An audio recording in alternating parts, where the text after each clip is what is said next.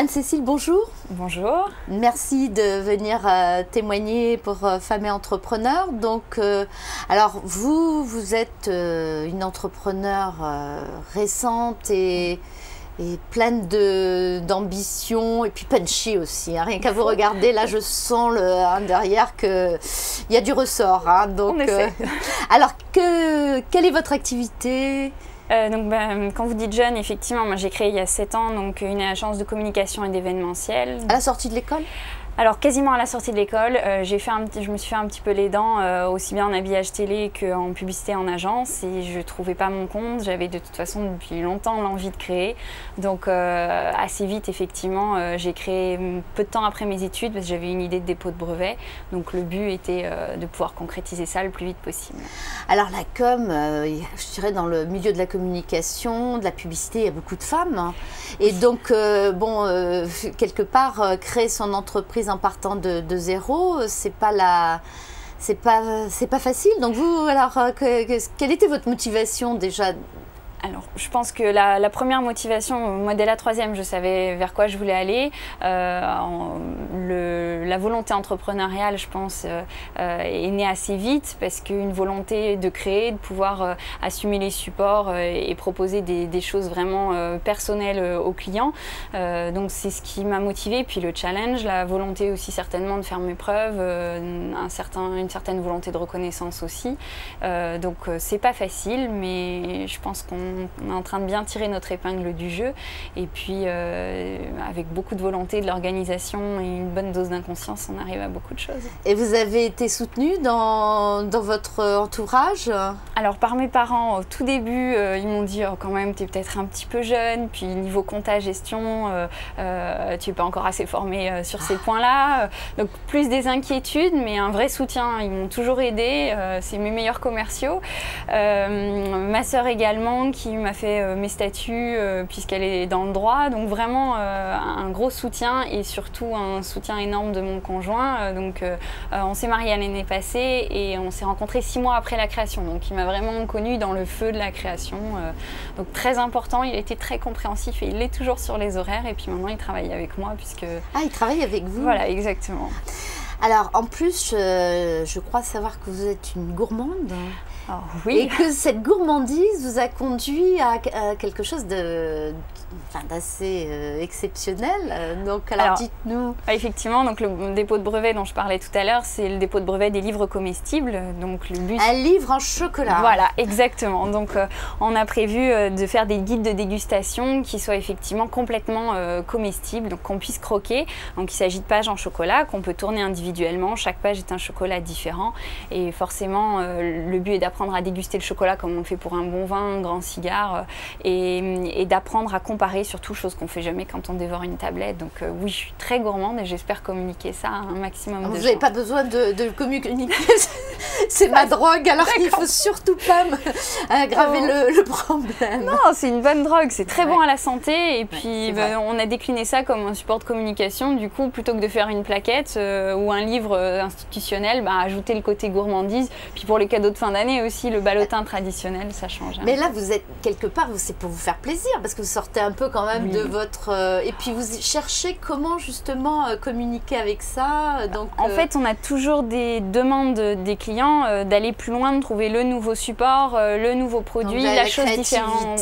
Voilà. Donc le but était de décaler un peu. Puis le projet est né pendant mes études, en fait, puisque j'ai fait un 2SS en création éditoriale. On nous a demandé de créer une collection de livres. Alors bon, bien sûr, on pense aux livres jeunesse quand on est graphiste, parce qu'il y a de l'illustration à faire. Et puis je me suis dit, bon, quand même, trouver autre chose, peut-être un livre de recettes, et on pourrait mettre les ingrédients dans le livre carrément. Et ça nous est passé par les ingrédients lyophilisés. Donc j'ai cherché des ingrédients qui étaient un peu stables, et le chocolat, c'était une évidence.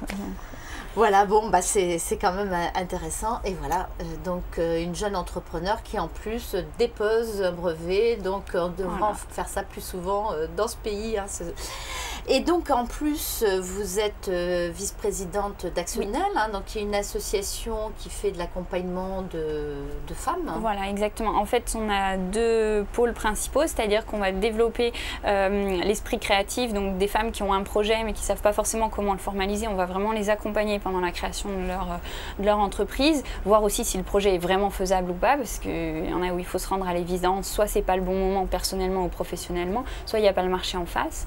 Et puis le deuxième volet, c'est de développer les activités des entrepreneurs qui ont déjà créé depuis quelques temps et qui veulent booster leur activité. Alors il y a un gros travail à faire au niveau des femmes, parce que souvent on leur dit oui, il faut créer votre emploi, donc elles partent avec des petites ambitions, pas d'objectifs de développement, donc elles sont quelque part elles sont dans un moule, comme je dis, c'est pas le plafond de verre qu'elles ont au-dessus de la tête en démarrant, c'est la dalle de béton, donc il faut casser tout ça, et là c'est vrai que des associations comme la vôtre donc ont vraiment un rôle important à jouer, parce que moi je constate souvent qu'elles ne sont pas prêtes à aller sur le terrain pour trouver du soutien pour leur projet, parce que tout simplement déjà elles ne sont pas prêtes dans leur tête. Alors justement, vous, quels sont vos constats? Qu'est-ce qui, à votre avis, puisque vous êtes un peu comme moi sur le terrain, donc vous les avez en face, comment peut-on faire progresser les choses? Donc vous avez mis en place Actionnel, donc vous avez mis en place de l'accompagnement, des formations, mais pour que ça profite au plus grand nombre, parce qu'il y en a tellement qui sont qui n'ont pas accès justement à cela, parce qu'elles ne sont pas dans les grandes villes par exemple.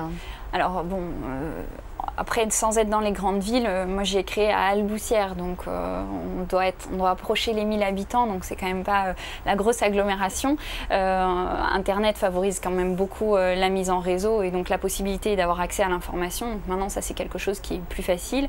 On fait aussi des actions dans les écoles, des rencontres, donc ça, beaucoup de réseaux d'entrepreneuriat le font, et notamment Actionnel. Oui, parce que c'est dans les écoles qu'il faut changer les mentalités. Déjà il faut une évolution des mentalités. On a beau être au XXIe siècle, on est voilà, encore à il y a l'âge encore de pierre, quelques clivages à changer de ce point de vue-là. Et puis après, il faut surtout avoir un fort soutien de l'environnement et de l'entourage. On voit encore des conjoints qui sont contre le fait que les femmes effectivement créent leur propre entreprise, une peur un peu de la mise en danger, puis surtout de la sphère familiale qui doit être bien protégée, les enfants. Donc on retrouve ces problématiques-là. Donc déjà se dégager de ces premières barrières. Maintenant, c'est quand même des choses qu'on rencontre de moins en moins fréquemment, en tout cas sur les jeunes générations. Donc on voit quand même qu'il y a une évolution, même si elle est très lente. Ah, vous trouvez? Il y en a une. Parce que alors, il n'y a pas d'interdiction formelle du conjoint, par exemple. Il y a une culpabilisation, en revanche, sur le rôle parental, particulièrement maternel. Maintenant, on s'aperçoit qu'effectivement, les femmes qui créent leur entreprise, soit elles le font à la sortie de l'école, effectivement, soit suite à une rupture familiale, donc un divorce, une séparation. Qui n'est pas le moment optimal au niveau de la motivation. Par besoin, par nécessité vraiment financière de créer son propre emploi. Et puis derrière, une autre motivation, c'est une rupture professionnelle, donc Donc on est dans une motivation, comme je dis, limitée, parce que la situation est plus subie que voilà. volontaire. Donc le premier besoin d'une femme, ça va être de créer souvent son emploi. Et après, effectivement, donc quand elle arrive à stabiliser et à pérenniser l'activité, de se dire, bon, maintenant, qu'est-ce que je fais? Comment je grossis? Comment est-ce que je peux embaucher? Mais là, il faut clairement qu'à ce moment-là, effectivement, elle trouve de l'accompagnement adéquat et du soutien, parce que ce n'est pas facile de passer cette étape. Et moi, parfois, j'en vois qui depuis 8 ans vivotent. Parce que tout simplement elles ont peur de recruter. Elles pourraient développer, elles ont peur du recrutement. La première embauche est très difficile, et le passage de la TPE à la PME est vraiment, enfin il y a un fossé. Nous on l'a vu avec Actionnel, notamment le statut auto-entrepreneur qui a fait du bien mais aussi beaucoup de mal. Ce statut-là a fait beaucoup vraiment a créé beaucoup de TPE, et derrière il faut éduquer en fait ces TPE à pouvoir grandir grandir et à pouvoir passer le cap de société. Donc on a fait vraiment un parcours à l'accompagnement. Parce qu'on s'aperçoit qu'il y a beaucoup de choses pour la création d'entreprise, mais après pour le développement, il n'y en a pas tant que ça. Donc arriver à passer ce cap-là, effectivement, il y a des techniques, des méthodologies, une façon d'arriver à prendre du recul, de se détacher aussi affectivement de son bébé. Donc ça, c'est des choses qui se mettent en place progressivement. Alors bon, tout ce qu'on peut souhaiter, c'est qu'effectivement, cela fasse d'huile pour que un peu partout on trouve des parrains, des marraines, des personnes, alors que ce soit des associations ou une démarche bénévole qui aide justement à passer certains caps, parce que là on est dans la psychologie et je dirais il suffit d'une impulsion. Parfois moi je vois quand on reçoit nous, parfois on donne une impulsion puis on dit oui ok j'ai compris. Faut se donner les moyens. Voilà. Parallèlement, effectivement, moi, je fais de l'enseignement donc dans différentes écoles à tout niveau, et souvent je dis mais tu as l'envie de créer, pourquoi tu y vas pas? Oh quand même, je suis un peu jeune, j'ai le temps. Alors, je dis, mais justement, c'est aussi quand on est jeune qu'on a la possibilité peut-être de se casser la figure pour mieux redémarrer derrière et avoir de nouvelles perspectives ensuite. Puis après, il y a moi celles qui me disent je me trouve trop vieille. Qu'est-ce que vous en pensez? Il y a les deux profils, mais de toute façon, c'est vrai que mais ça, c'est des personnes qui clairement cherchent des excuses pour ne pas faire. Donc le tout, c'est de leur faire comprendre que l'accompagnement est là, et justement Actionnel a mis en place un marrainage qu'on est en train de structurer. On a beaucoup de demandes pour avoir des marraines, moins de marraines en revanche, parce qu'il ne faut pas se leurrer. D'abord, effectivement, c'est une question de temps, puis il ne faut pas se leurrer, le monde entrepreneurial est encore très masculin. Moi, je le vois, je fais partie de nombreux réseaux. La plupart du temps, quand j'arrive la première fois dans un réseau, sur une trentaine de personnes, s'il y a 3 femmes, c'est bien. Et puis généralement, il faut regarder aussi, je suis la seule tête brune au milieu des têtes blanches quand j'arrive dans des réseaux qui sont déjà instaurés avec des entreprises effectivement qui ont une belle expérience. Être regardée comme la femme et la jeunette, c'est effectivement, faut avoir la pêche suffisante pour arriver à faire ses preuves et à démontrer. Mais bon, plus on aura de femmes comme vous qui vont sur le terrain, qui se bougent, et puis mieux ce sera. Alors, justement, revenons à vous maintenant. Comment voyez-vous votre entreprise demain ? D'un point de vue commercial c'est vrai, vous avez un rêve, vous avez... Alors, oui, j'espère effectivement pouvoir augmenter les effectifs pour avoir une taille qui soit effectivement plus proche de mes aspirations personnelles, pour pouvoir notamment tester plus de techniques de management que j'ai jusqu'à maintenant eu peu l'occasion d'expérimenter. Puis également une possibilité d'avoir une notoriété plus vaste pour des projets qui soient un petit peu plus avec plus de challenges. On en a actuellement qui sont effectivement très intéressants, et de pouvoir continuer dans cette voie-là pour proposer toujours des nouvelles choses et vraiment s'essayer à de nouvelles techniques. Donc sur ce plan-là, vraiment un effort. Et puis également, on a une forte volonté environnementale depuis le début. Donc on parle beaucoup de RSE en ce moment, responsabilité sociale des entreprises. Donc ça, c'était quelque chose que j'avais dès le départ, parce que j'ai été éduquée CJD, donc Centre des jeunes dirigeants, qui avait déjà cette préoccupation, et donc d'accentuer là-dessus pour arriver à un impact positif sur l'environnement plutôt qu'un impact nul. Donc on progresse et on est en cours de labellisation sur ces points-là. Et puis peut-être, je vous le souhaite, un bébé dans quelques temps. Et alors, vous allez culpabiliser, vous êtes préparé justement à... Vous allez continuer, je suppose, à gérer votre entreprise, même... Alors, à un rythme effréné, oui, forcément. Il faudra bien ralentir, parce que physiologiquement, il faut au moins le temps de récupérer. Maintenant, on en a discuté beaucoup avec mon mari, donc, et ce serait lui qui prendrait donc le congé pour assurer du coup le quotidien.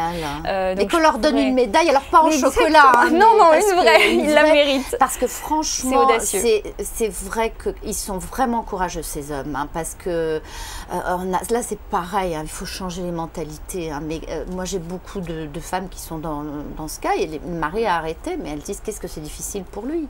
Oui, mais même le regard des collègues, c'est bon, c'est toi qui vas t'arrêter, c'est tranquille, tu vas pouvoir te reposer. Et puis c'est ta femme qui va gagner. Voilà, exactement. Non, mais... Donc il y a ce regard qui effectivement qui a changé. Donc j'ai la chance d'avoir un mari qui est extrêmement ouvert sur ces choses-là et c'est formidable d'avoir son soutien.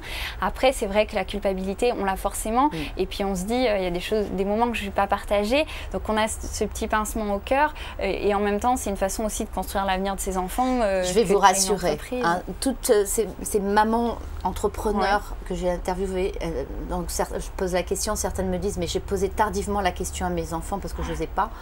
Et à 17 ans, elle pose la question à son fils, est-ce que tu as souffert que je ne sois peut-être pas aussi présente que maman? Et il a répondu, mais maman, jamais. On n'a jamais souffert parce qu'on était tellement fiers de toi. Ça, c'est une belle reconnaissance. C'est la meilleure des récompenses, ne culpabilisez pas. Merci beaucoup Anne-Cécile, et puis écoutez, bonne continuation, et puis on se revoit dans quelques temps. Et bien avec plaisir, merci en tout cas pour le temps accordé, et à bientôt. À bientôt.